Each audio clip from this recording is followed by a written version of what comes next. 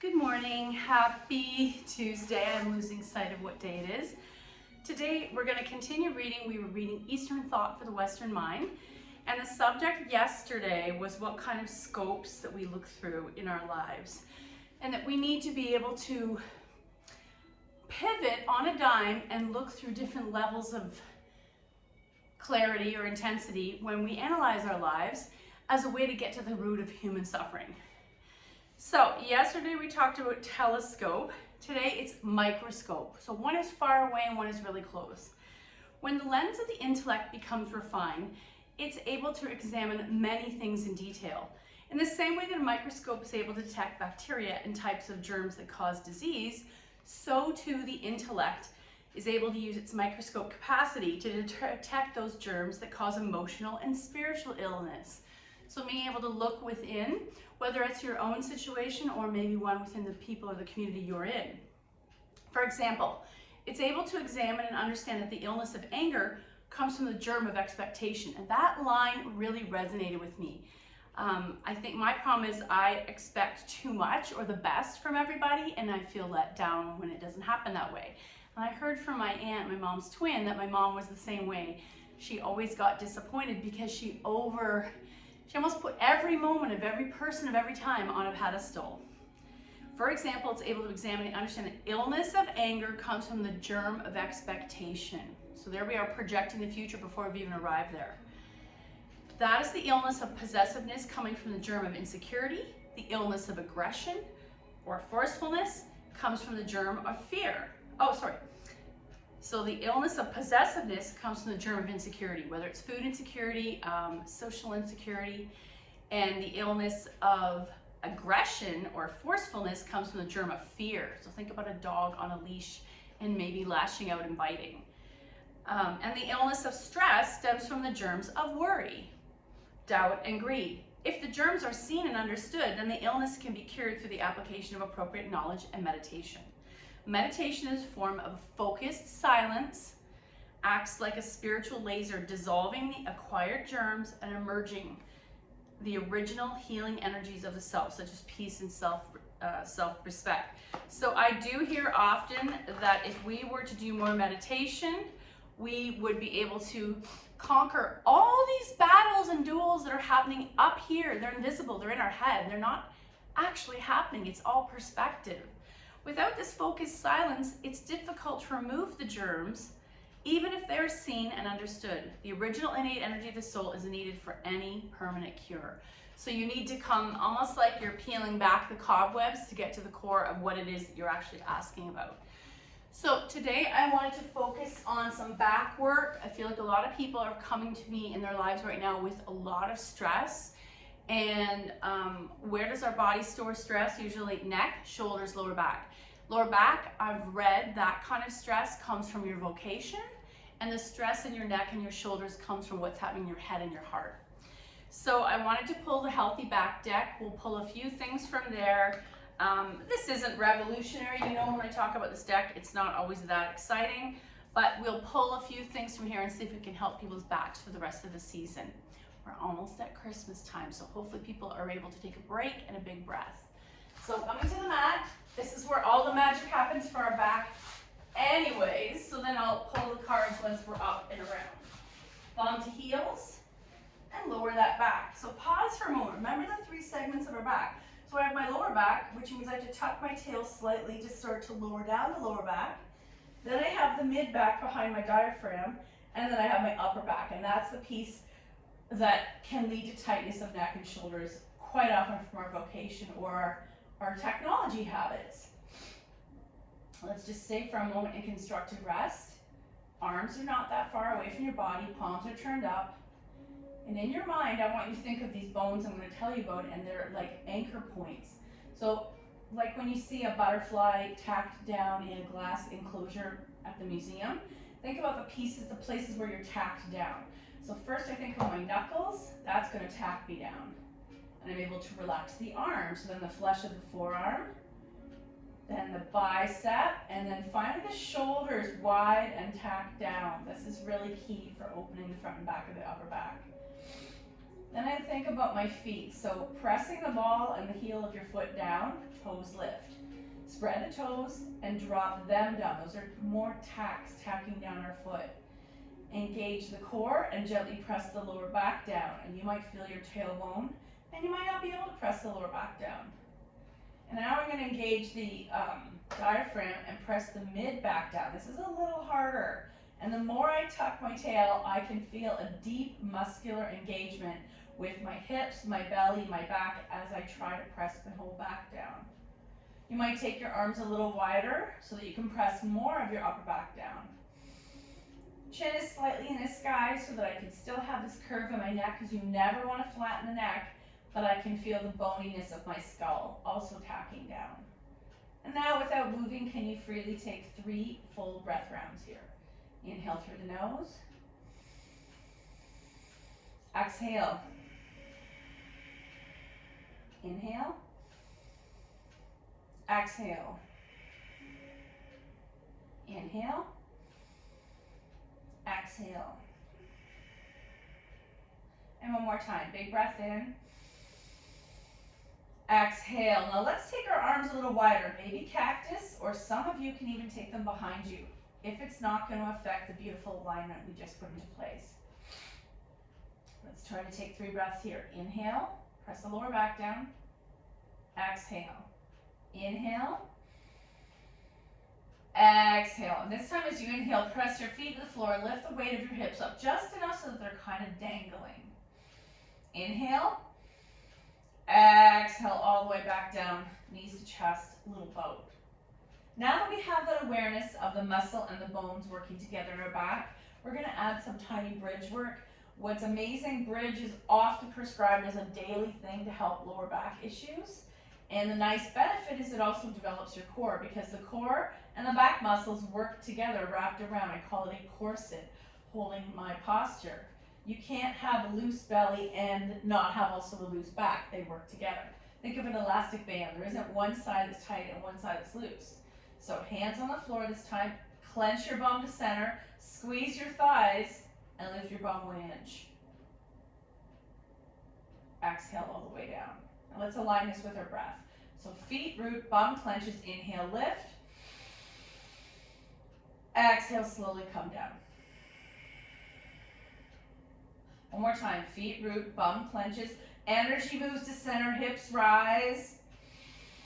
Clench, clench, clench. Feel that beautiful heat probably build in the hips and the pelvis and the lower back, and then slowly lower down. Keep that control and that awareness. Engage and lift. Let's stay here for 2 breaths. Inhale. Exhale, don't lower. Inhale. Clench, clench, clench.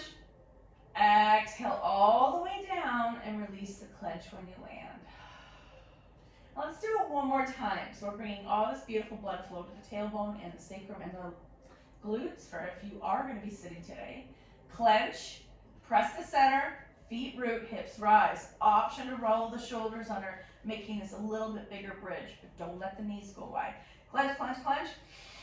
Feel all that power up here in the pelvis, and then exhale slowly all the way down.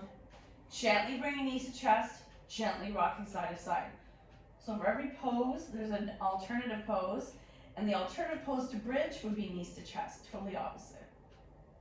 Let's take our knees to the floor on the left, and you can either stay curled up or turn it into a double leg spinal twist by bringing both arms out to a T.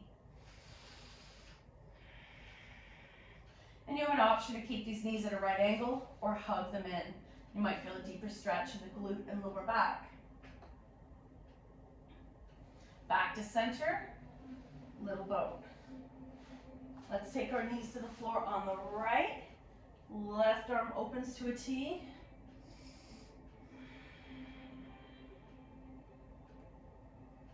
Back to center, little boat. Right leg in, left leg's going to slide straight. And let's point and flex the feet for a moment. Notice how it wakes up the ankle, the tissue of the foot, and ultimately the lower back and hip. Left hand takes right knee over, single leg spinal twist. You go as deep as it feels good in your body. center, little boat. Left leg in, right leg slides straight. Do that exaggerated point and flex. Roll up the ankles, hugging that left thigh in. Right hand takes left knee over, single leg spinal twist.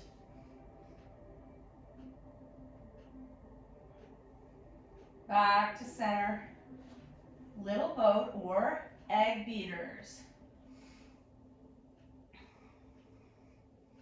I'm going to take those knees wide for a moment. I'm going to hold it just on the inner knee, and I want to start to notice the stretching happening in the inner thigh, groin. That's all connected to tight lower back.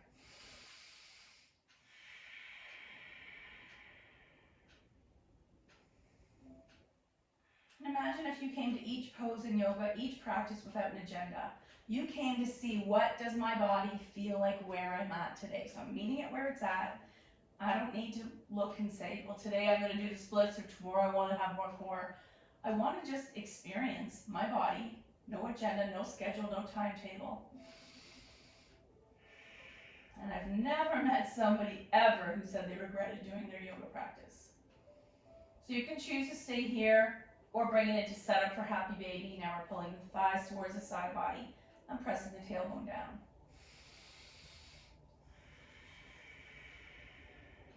And you might choose to stay here, or you might come into full happy baby.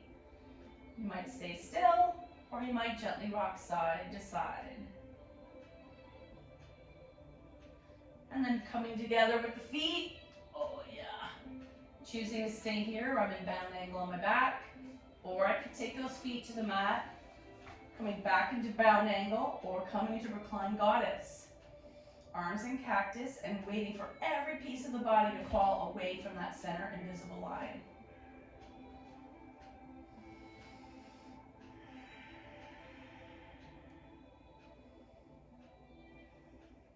Close the legs. Let's keep the arms in cactus. Feet, knees into chest, feet in the air. And we're just going to point and flex here. Roll out the ankles. Fan your toes. Maybe let the legs fall wide. What is your body craving today? I do encourage you to do this against the wall or your headboard, or against the end of your bed. Let's take everything away from the center, visualizing that butterfly so the wings fall away from the body. 3 breaths. Inhale 1. Exhale. Inhale 2. Exhale. Inhale 3. You might flex for the next few breaths. Exhale. And inhale 4. Exhale. Last breath. Deep inhale. And exhale.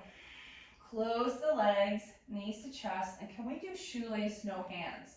So, if this is available to you, right over left, and pull those knees in.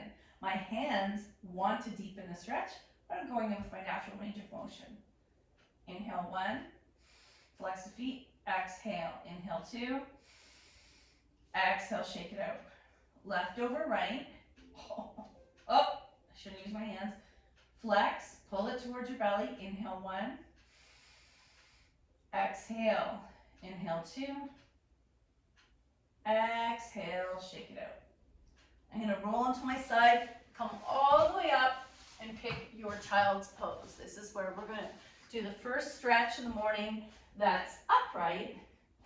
This is my come to pose. If my back is killing me, first I might keep my arms straight. Just sort of diagonal. Keep my arms straight. Push your bum back. Reach your arms out. Let the head dangle.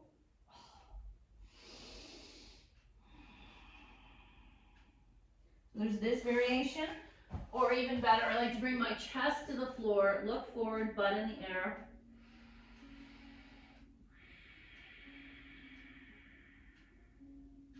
Option to make it deeper by having the toes touch, knees wide, wide leg extended child pose.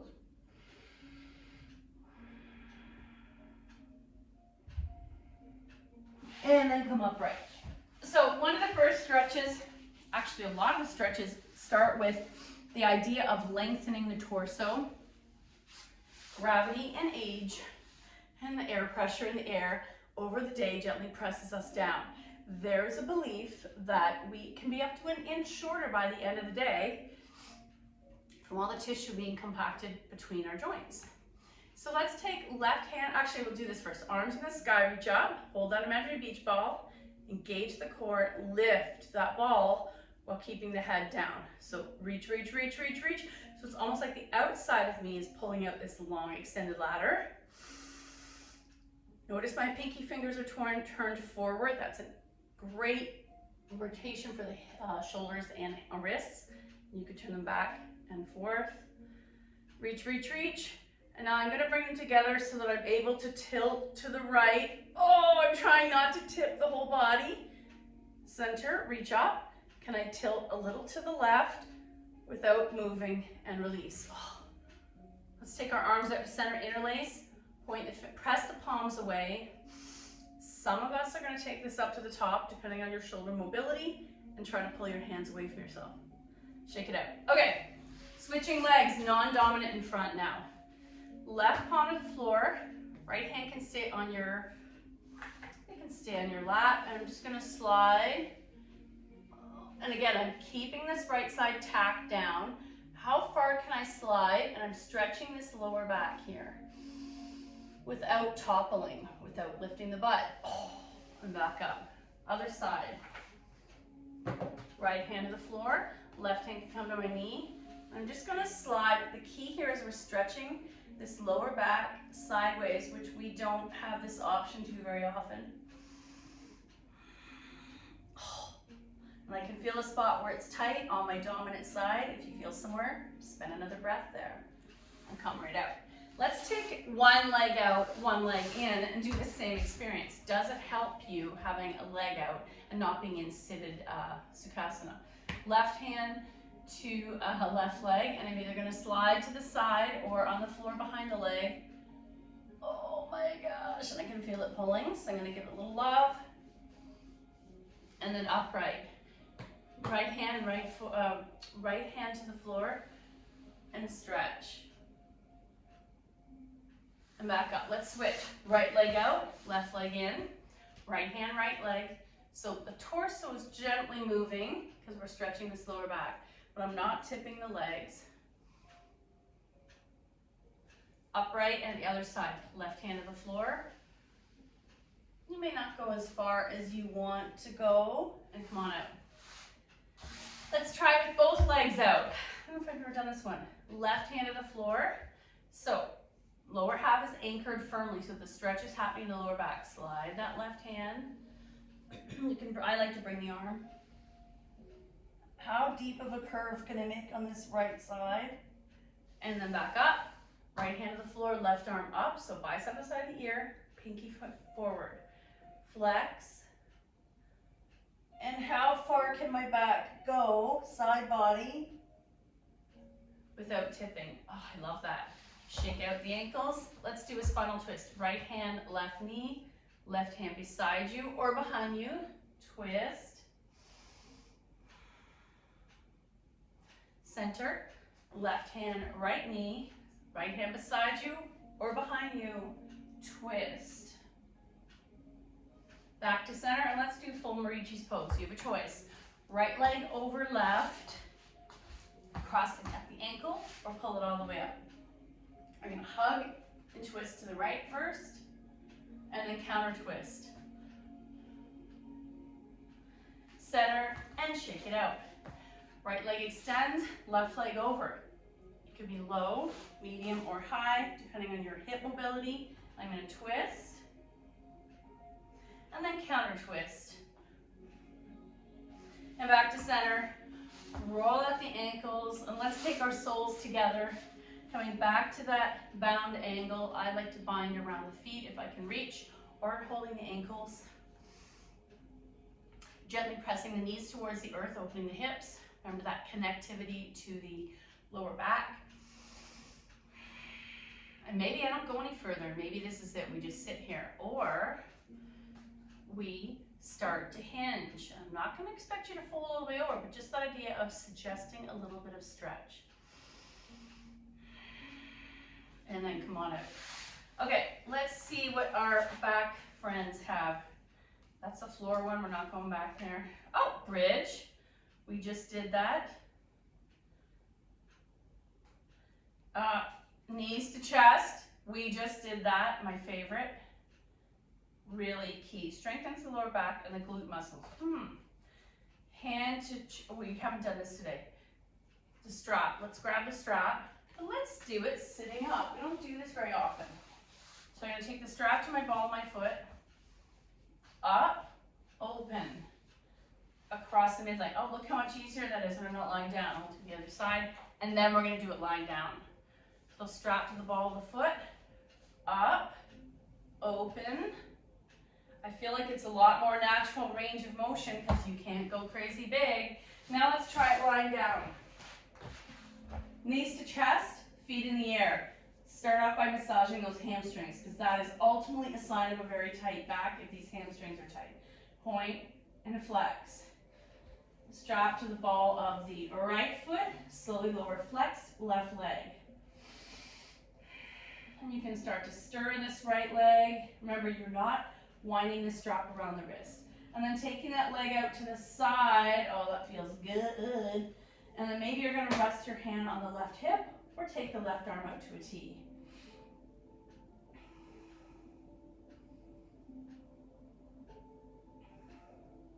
Back to the sky, strap in the left hand and across the midline or all the way over. Back up, get rid of the strap, little bow. And that simple action we do most practices dramatically helps the lower back and hips.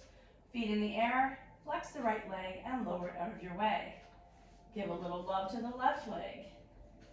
And then strap to the ball of the left foot. And I might stir that leg. Both straps on the left hand. Take that leg out to the side.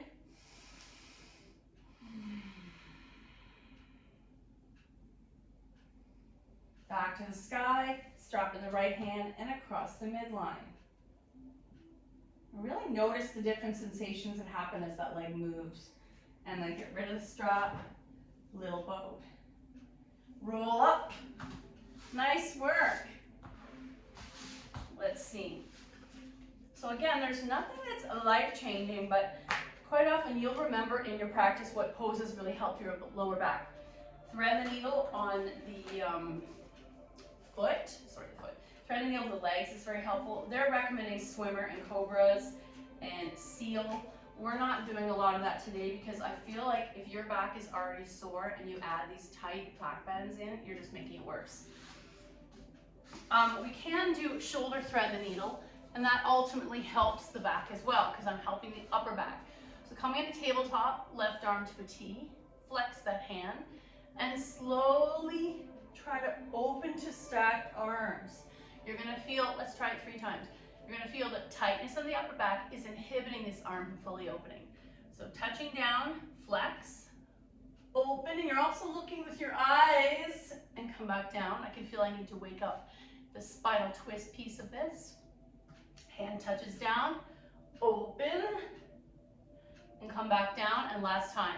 Flex, open. Now we're going to thread the needle. Left arm under right. I like to bend this right arm at a right angle. Press into the floor, lean back. If you're comfortable here and you're not hurting your neck, you can rise that right arm. And then come all the way back out, extended child's pose. Beautiful, let's do the other side. Tabletop, right arm to a T. Touch down, open and twist. Come back down one more time. Touch, flex, open and twist. Can you stack them? And one more time. Flex, open. Now we're going to thread the needle. Right arm behind left arm, palm up. Left arm bent at a right angle. I like to tent the fingers and resist the mat. There's that level of stretch on the right shoulder blade. Or left arm in the sky if your neck is not uncomfortable. Come on out. extended child's pose. And let's come upright. We're going to probably do 1 or 2 more poses. We'll see. Oh, we did this. Every single thing here we do as our regular practice.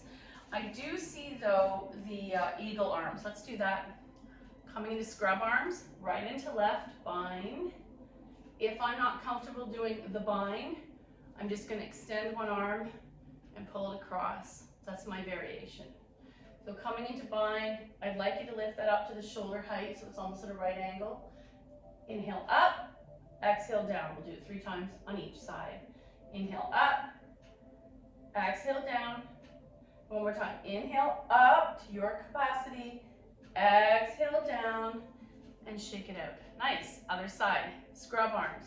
Left into right, bind, up, down. Inhale up, exhale down, and one more time. Inhale up, exhale down, shake it out. Very nice. What's another? Oh, I love this one. So this is for proprioception, also for shoulder and upper back. So coming into cactus arms, can you make a diamond above your head without looking? Back to cactus, elbows to side body. And we'll do that, let's do that 5 times. So this is starting point. Inhale up, exhale down. Inhale up, that's 2. Exhale down. Next one, inhale up, that's 3. Exhale down. Inhale up, that's 4. Exhale down. And one more time, inhale up, that's 5. Exhale down and release. Another variation of those arms is coming back into cactus. Let's close the arms here. Not everyone, this is comfortable. Pressing each finger into each other. Flex and open as wide as you can backwards. I imagine there's a telephone pole behind me, and I'm imagining I can wrap my shoulder blades without jutting this part of the body out around it. Close, and let's do this 5 times. Inhale, open. Exhale, close. Inhale, open, keeping it at a right angle. Exhale, close. Inhale, open. Exhale, close. One more time. Inhale, open. Exhale, close. Release. We'll switch our legs. Let's bring it all down. We're just going to do 5 breath rounds. Eyes are closed. Inhale through the nose. Exhale through the nose. Inhale through the nose. Exhale. 3. Inhale. Exhale. 4. Inhale. Exhale. 5th breath. Deep inhale. Hold. Exhale through the nose. Gently start blinking your eyes, coming to open attention. Our final reading today is Life Loves You. I like these because they're simple. They're almost always specifically about love. Oh, I like this one.